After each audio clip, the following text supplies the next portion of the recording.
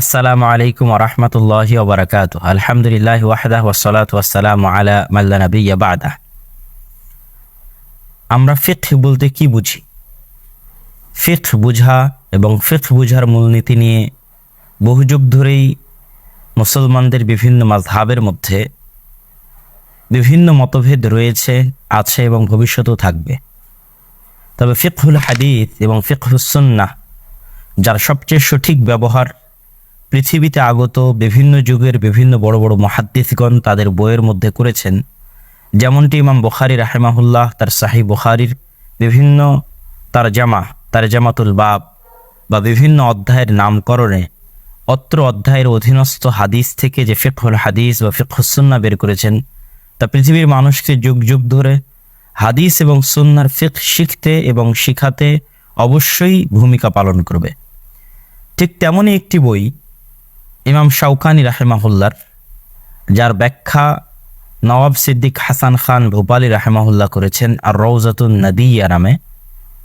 নওয়াব সিদ্দিক হাসান খান ভূপালী রাহিমাহুল্লাহ 1800 শতাব্দীতে জন্মগ্রহণ করা ভারত উপমহাদেশের একজন বিখ্যাত মুহাদ্দিস, যার প্রায় 300-রও অধিক বিভিন্ন ভাষায় গ্রন্থ রয়েছে, যার অধিকাংশগুলি আরবি ভাষায় লিখিত গ্রন্থ।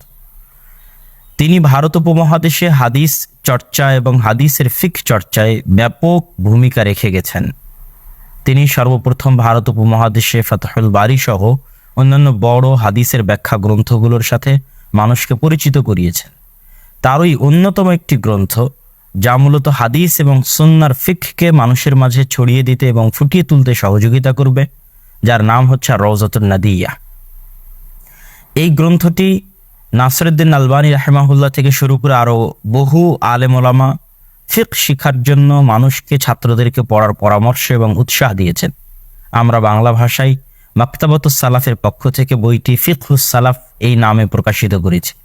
যেহেতু অত্র বইয়ে সালাফে সালেহিনের ফিকহকে, প্রকৃত ফিকহ সালাফে সালেহিনের ফিকহ যে ফিকহুল হাদিস এবং ফিকহুস সুন্নাহ, এটি তুলে ধরার আপ্রাণ চেষ্টা করা হয়েছে এবং বড় বড় যে 4টি মাযহাব রয়েছে সেই 4টি মাযহাবের ইমামগণের মত, পাশাপাশি বিলুপ্ত যে মাযহাবগুলো রয়েছে সেই সমস্ত মাযহাবের ইমামগণ, যেমন সুফিয়ান আস-সাউরি, ইমাম ইসহাক বিন রাহওয়াই, আরও জড় মুহাদ্দিস এবং ইমাম অতীতে চলে গেছেন, তাদের সকলের মতামতকে সামনে রেখে কোরআন এবং হাদিসের আলোকে, বিশুদ্ধ হাদিসের আলোকে, হাদিসের ফিকহের আলোকে এই বইয়ে সঠিক মতকে প্রাধান্য দেওয়ার চেষ্টা করা হয়েছে, যা মূলত একটি সঠিক মানহাজ এবং একটি সঠিক পথ ও পদ্ধতির দিকে ছাত্রদেরকে এবং সাধারণ জনগণকে ধাবিত করবে বলে আমরা বিশ্বাস করি।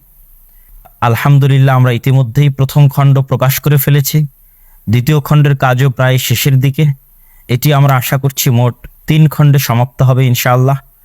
সম্মানিত দর্শক মণ্ডলী, আমরা মনে করি আমাদের মাকতাবাতুস সালাফের পক্ষ থেকে প্রকাশিত এই ফিকহুস সালাফ বইটি ফিকহ বুঝতে আগ্রহী, ফিকহ সম্পর্কে জানতে আগ্রহী এমন সকল জ্ঞান পিপাসু ছাত্র, প্রতিষ্ঠান সকলের সিলেবাস এবং ব্যক্তিগত বুক সেলফে অন্তর্ভুক্ত হোক, এবং আমরা মনে করি এই বইটি সে অন্তর্ভুক্ত হওয়ার হক রাখে।